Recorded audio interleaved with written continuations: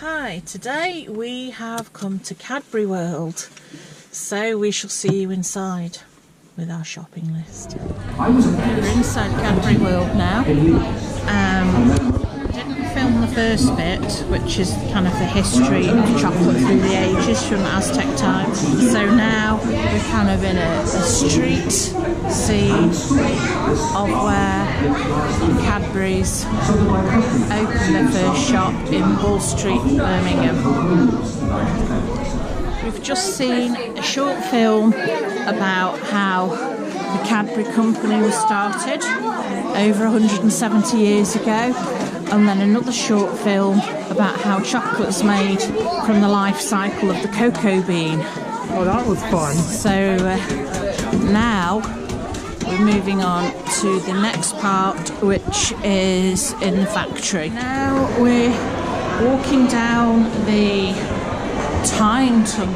So we're starting with the 1870s.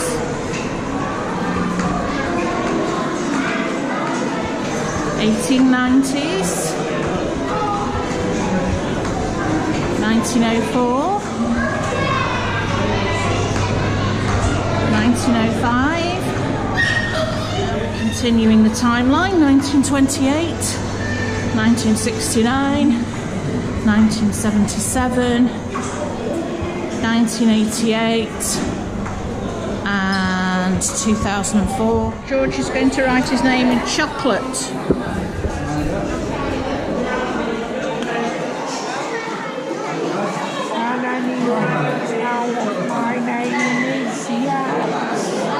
Well, I can see a G-E-O-R-G-E.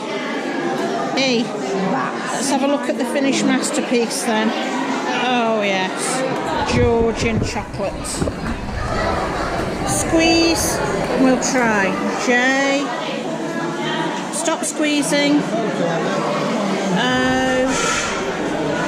Stop squeezing. H. Stop squeezing. N. There you go. You've written your name in chocolate, sort of. So, moving on from writing names in chocolate.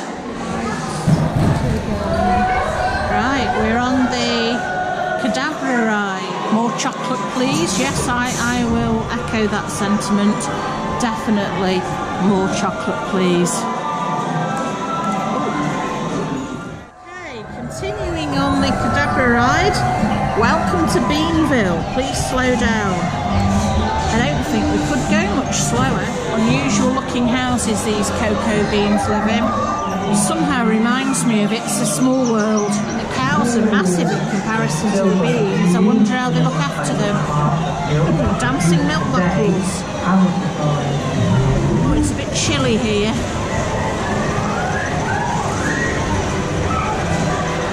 Might that be because of the winter beanie? Yeah, probably the cold wind they're blowing on us as well. That would make it chilly. This is the King Henry VIII Gate at Windsor Castle with St George's Chapel, created to celebrate the marriage of the Duke and Duchess of Sussex. All chocolate, yum yum. Decorating chocolate teapots, need a very steady hand for that. Some more chocolate goodies on display here, chocolate footballs, 2 for £25. And personalised chocolate plaques. Chocolate beans and the chocolate teapot again. This was when chocolate was rationed. Some very old looking bars there. What and a cute little roses tin. Cadbury's cocoa. Shop window.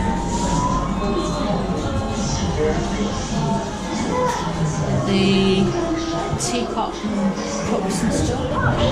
Oh my gosh, I remember this curly whirly advert with Terry Scott playing a schoolboy. Look through the window, there's a chocolate dog watching chocolate figures on the television. Chocolate surfing. Chocolate roller coaster. Chocolate roller coaster? Yeah, I remember that advert from the 80s, I think it was. Cadbury's Roses. to the Cadbury shop. This is where we get the shopping list out. Okay, we're now outside of Cadbury World. We've been in the shop. We spent a lot more than £86. And the boot is now full. Now that's a big car. Or maybe it's just a London cab painted up as Cadbury's chocolate. Sat on big monster reels with a massive suspension. You definitely need a ladder to get in that taxi anyway. Oh, we're heading to the 4D chocolate adventure. We've just had our picnic, so we're going for the 4D chocolate adventure. Just been on the 4D experience, which probably didn't do much for John's lift phobia at the start. The ride itself was good fun though, although the seats do move.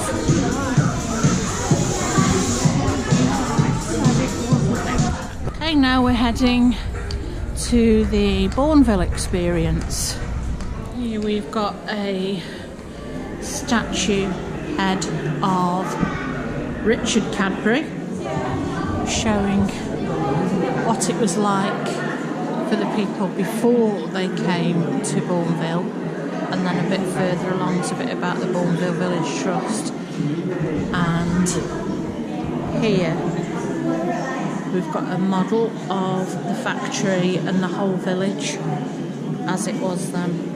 So this is as it was when they started it. So they've got the factory with the houses that the Cadburys built for their workers, with all the fields around, because back then it wasn't in the city. There's some information about the Bourneville Trust, Bourneville Village Trust. This is some information about the sport that they played in 1908. The sporting foundations laid by Richard and George Cadbury at the time of the 1908 Olympic Games. So not only did they have houses provided for them, they had recreational facilities as well. Something here about transport back in those days, and the factory in a garden, and about chocolate tasting. There's a job you'd like, John. Oh, I would. Roald Dahl was a chocolate taster. There you go.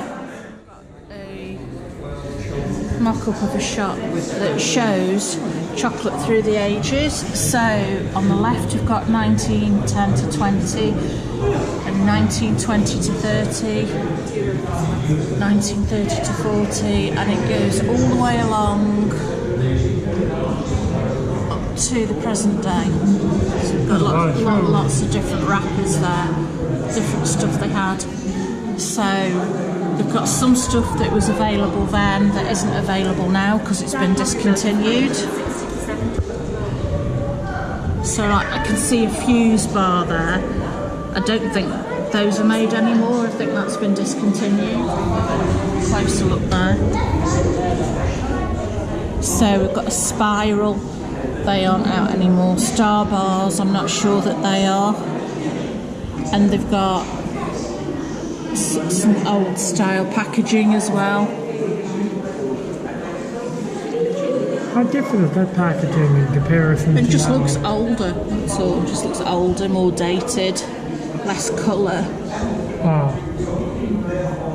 Got models of carts, different packaging. It's quite interesting seeing how it's changed over the years. That is interesting. And what's been discontinued and what's still going.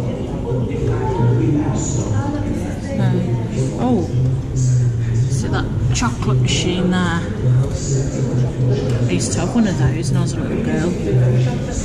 How did they work? You put some money in and you'd get a Dairy Milk miniature chocolate out. So it was like a chocolate dispensing machine. Oh, how cool. Yeah. So basically, if we go that way, that's to Bourneville Village and Selly Manor, the 15th century house. Or over this way is the factory trail. So we've decided to start off with the factory trail. So we're walking on a path through, well, round the outside of the factory. This is the, according to this plaque, this is the South Cocoa Block, which combines the latest technology with traditional chocolate making skills. And you can smell the cocoa. You can smell it, smell the chocolate. We've got another plaque here that tells us that we're over the Bourne Brook, which is where the name Bourneville comes from. The ville being added at a time when it was fashionable to consider all confectionery to be French. There's a view over the cricket ground and the factory over there. A lot of space. Now we're heading back along the path to Bourneville village, which is where the Cadburys built houses for their workers. This is a former Lloyds Bank, now Cadbury Dental. And here we have some of the houses that were built by the Cadbury brothers for their workers. Certainly knew how to look after them back in those days. There's not many jobs where your employer will provide housing for you. No. Now we've got Bourneville Green over there. Certainly did know how to look after people. Lots of green spaces, nice houses with gardens. We've got shops here because obviously Oh, let's see what they have. the factory staff needed to eat. And somewhere over here there's a school. I've had our day at Cadbury World. We've had a wander around the factory. Eaten too much chocolate, if that's possible. For some of us it is, for some of us we could just keep going. Yeah, say no names, John. Not said, but John, it sounds like a good name. Yeah, and we've spent too much money in the shop. Way too much money. And we've had a bit of a walk around the factory trail. Enjoyed the scent of chocolate as we walked around. Saw the cricket ground. Then we had a quick wander up to Bourneville village and looked at the houses that the Cadbury brothers built for their workforce when they built the factory here. And we've had a good day. It's easy to get about if you're in a wheelchair. It's accessible. For hearing impaired people, the shows are signed. They also have a loop thing you can get as well if you look on the website. There's also, yeah, like John said, there's also a loop system so that you can listen with your hearing aids. And for visually impaired people, there's an audio description. We meant to try these things, but we weren't able to get, we were kind of running a bit late, so that wasn't an option. Yeah, we were. But the fact that they thought about it really says something. Yeah, we just got here just after the time that we were due to go on the tour, so we didn't pick those things up, and we'd pre-booked our tickets anyway. I'd got the tickets on my phone, so we had no reason to go to the counter. Had we gone to the counter, we probably would have at least been offered these things to help with the tour, but we didn't, so that's entirely our fault and not Cadbury's. Good day. You know what, out of all the stuff that we've done, I think this is the most accessible thing for sure. And any time that there's chocolate involved, it's a very good day. Would we come again? Yes. Would we come again, George? Yes, that's a George yes. So thanks for joining us again, and we'll see you next time.